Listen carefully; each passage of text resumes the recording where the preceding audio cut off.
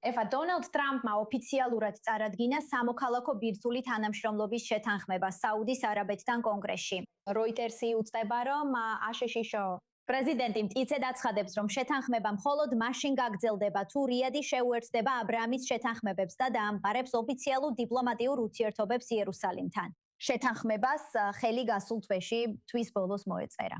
ბოლოდინია, რომ ეს მნიშვნელოვანი შესაძლებლობებს შექმნის ამერიკული კომპანიებისთვის, რადგან საუდის არაბეთი ავითარებს თავის სამოქალაქო ბირთვული ენერგიის სექტორს.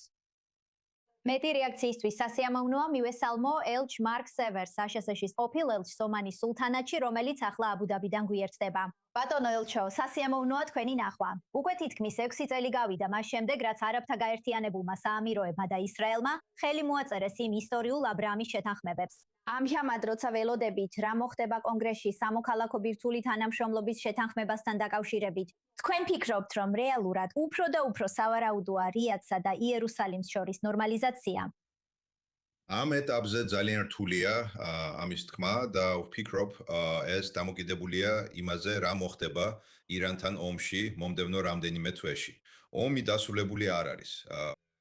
ბოლო კვირაში ვიხილეთ ეკონომიკური ზეწოლის გაძლიერება მთელ მსოფლიოში, ირანის რეჟიმისთვის დაფინანსების ყველა წყაროს მოჭრის მცდელობა. არის მოლოდინი, რომ ისინი შეიძლება სხვადასხვა გზით აგრესიულად იმოქმედონ. ამიტომ უნდა დავაკვირდეთ და ვნახოთ, როგორ განვითარდება მოვლენები. მაგრამ პოტენციალი ნამდვილად ჯერ კიდევ არსებობს.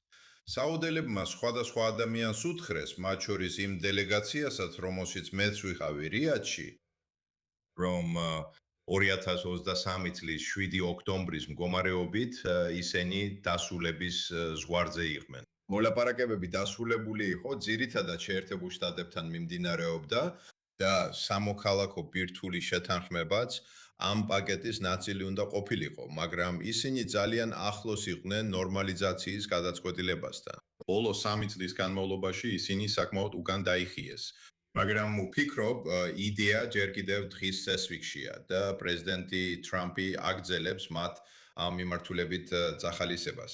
ასე რომ ამ ეტაპზე უნდა დაველოდოთ რა მოხდება ირანთან დაკავშირებით. ძალიან მოკლედ, როგორ ელით, რომ კონგრესი მოეკიდება ამ შეთანხმებას, რომელიც დონალდ ტრამპმა გაგზავნა? ეს კონგრესში ძალიან სადაო საკითხი იქნება. ცხადია არსებობს ბირთვული გავრცელების შესახებ შეშფოთება.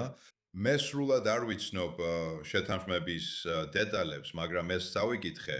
შეიძლება ეს საუდის არაბეთის ტერიტორიაზე გამდიდრებასაც კი ითვალისწინებდეს. რაც არ არის ის ჩარჩო, რომელზეც რამდენიმე წლის წინ შეერთებულ შტატებსა და არაბთა გაერთიანებულ საამიროებს შორის შეთანხმდნენ. და ეს საკამათო იქნება. მაგრამ კონგრესისთვის მისი დაბლოკვა ასე მარტივი არ არის. როგორც მე მესმის, მათ სჭირდებათ ერთობლივი რეზოლუცია კონგრესის ორივე პალატისგან, რომელსაც პრეზიდენტი შეიძლება ვეტო დაადოს. და შემდეგ დაგჭირდებათ 2/3 უმრავლესობა, რათა პრეზიდენტის ვეტო დაძლიოთ. ასე რომ ეს ასე მარტივი არ არის, მაგრამ ვფიქრობ ეს კარგად არ მიიღება, განსაკუთრებით მაშინ, როცა ბევრი კრიტიკა როგორც ადმინისტრაციის, ასევე პრეზიდენტის პოლიტიკის მიმართ სპარსეთის ყურეში. და ბევრი სხვა საკითხის მიმართაც.